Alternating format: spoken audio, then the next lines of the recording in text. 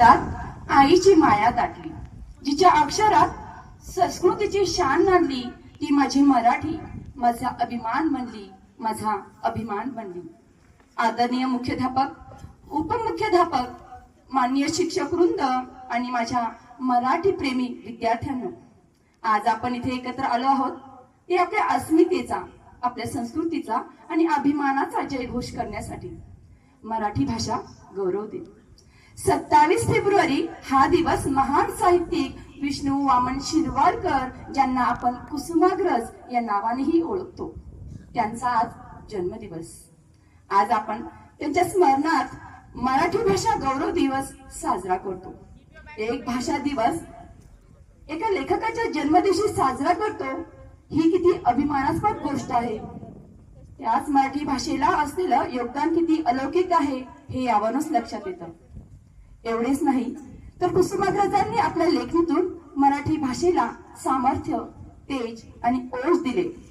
ज्ञानपीठ पुरस्कारासारख्या भारतातील साहित्य क्षेत्रातील सर्वोच्च सन्मानाने त्यांचा गौरव करण्यात आला. मोडून पडला संसार तरी मोडला नाही कणा, मोडून पडला संसार तरी मोडला नाही कणा, पाठीवरती हात ठेवून नुसतं लढ म्हणा, नुसतं लढ म्हणा, असं सांगणारी त्यांची कणा ही कविता असेल.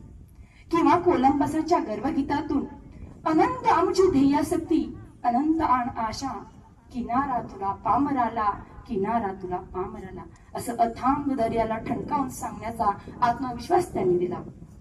नट सम्राट सारख्या नाटकाने मराठी रंगभूमीला नवे शिखर गाठून दिले. एवढेच नाही तर संतांच्या अभंगातून, शाहिरांच्या पोवाड्यातून आणि कवींच्या ओठातून, कवींच्या ओव्यातून मराठीचे समाजाला दिशा दिली. संत तुकाराम महाराज म्हणतात, आधी बीज ऐकले अंकुरले ते पुढे वृक्ष झाले. या कवितेतून आपल्याला हे शिकायला मिळते की छोट्या बीजातून मोठा वृक्ष उगवतो.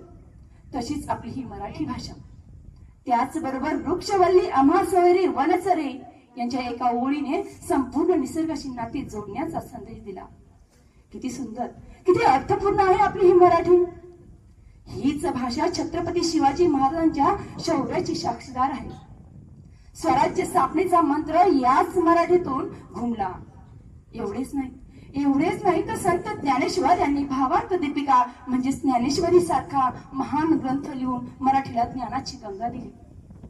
आज आपण मराठी भाषेचा गौरव करत असताना एका साध्या पण अत्यंत प्रभावी कवयित्रीची आठवण आवर्जून करावी, त्या म्हणजे बहिणाबाई चौधरी. त्यांनी आपल्या ग्रामीण बोली भाषेत अगदी साध्या शब्दात पण मनाला भिडणाऱ्या कितीतरी कविता त्यांनी लिहिल्या.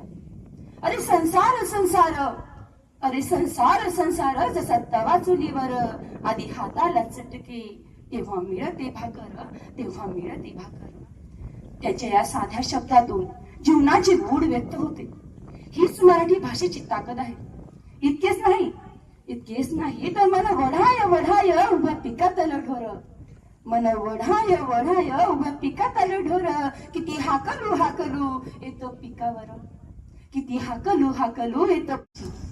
निसर्गाशी नाते जोडणाऱ्या माणसांची अमृताहून पैजा जिंके अशी अक्षरे रसिके मिळविणं, अमृताहून पैजा जिंके अशी अक्षरे रसिके मिळविणं, अशी ही गोड, रसाळ आणि प्रभावी अक्षरे अमृतालाही मागे टाकणारी संत ज्ञानेश्वरांची ओवी मराठी भाषेच्या गौरवाचे प्रतीक बनले. लाभले आम्हास भाग्य बोलतो मराठी, लाभले आम्हास भाग्य बोलतो मराठी, जाहलो खरंच धन्य ऐकतो मराठी, ऐकतो मराठी. खरंच आज आपण इंग्रजी भाषेबरोबर इतर भाषाही शिकतो, पण मराठी भाषा ही विसरता कामा नये. त्यासाठी आपण नियमित लेखन आणि संभाषण वाढवूया, मराठी वाचनाची सवय लावूया, मराठी भाषेचा अभिमान बाळगूया. धन्यवाद.